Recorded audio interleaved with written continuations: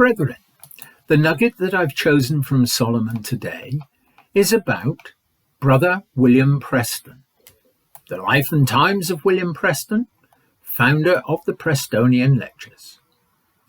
Once we hear reference to the annual appointment by the United Grand Lodge of England of the Prestonian lecturer, we are immediately reminded of William Preston. Who was this remarkable man, and what is the story surrounding his extraordinary contributions to Freemasonry? He was born in Edinburgh on the 7th of August, 1742, and his education began at the tender age of 6, when he entered high school, paid for by his father. After the death of his father, Preston withdrew from college and took employment as secretary to Thomas Rudiman, a celebrated linguist. Due to his employer's failing eyesight, Preston did much research work in classical and linguistic studies. Following the death of Rudiman, Preston moved to London to work for William Strahan, the King's printer, where he remained for many years. His critical skills attracted literary men of the period to call upon him for assistance and advice, evidenced by the many autographed presentation copies of famous works found amongst his possessions. Typical of the records of the time, the date of Preston's initiation into Freemasonry is not known, having occurred in London in 1762 or 1763, in a lodge meeting in the White Hart Tavern in the Strand, when he was around 20. The minutes of the Athol, ancient Grand Lodge, show that a lodge number 111 was constituted on April the 20th, 1763. And Preston's name appears as the 12th amongst 22 on the roll of membership.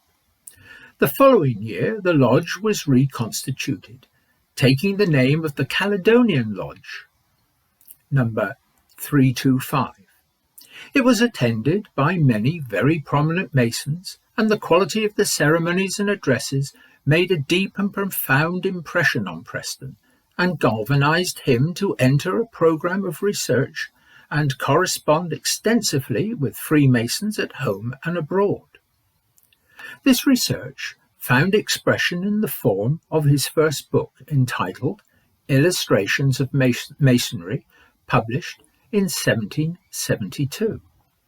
It was nothing less than a total revision of the old lectures and craft rituals of the time. It reconsidered the implications of the ancient charges and placed them in such format as to receive the approval of leading members of the craft and the sanction of the Grand Lodge. They have, to all intents and purposes, remained unchanged since that date. Preston's reputation grew in proportion to his zeal and ability. He was invited to attend the Lodge of Antiquity No. 1, one of the lodges involved in the formation of the United Grand Lodge of England in 1717.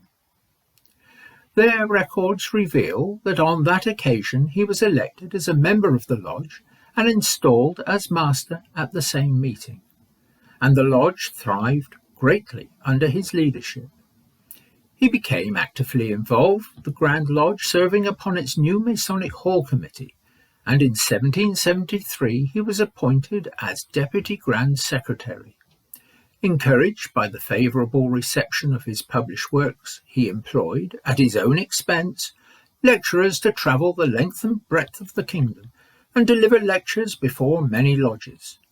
New editions of his book were demanded, and eventually over 20 reprints were produced in England alone. When he died on the 1st of April 1818, he bequeathed to the United Grand Lodge of England the sum of £300, the interest from which was to support some well-informed Mason appointed by the Grand Master to deliver annually a lecture upon one of the 3 degrees of craft masonry. Lectures were delivered from 1820 until 1862, then was revived in 1924 and continued to the present day. Perhaps a quotation from an unknown source sums up William Preston's contribution to Freemasonry. He who contributes to the mason's search for light that will enable the craftsman to more intelligently and efficiently serve his God, his country, and his neighbour is rendering the highest and most enduring quality of service. Brother William Preston. Brethren, I hope you've enjoyed this nugget and will be looking forward to the next one that I'll be delivering in about a week or so's time.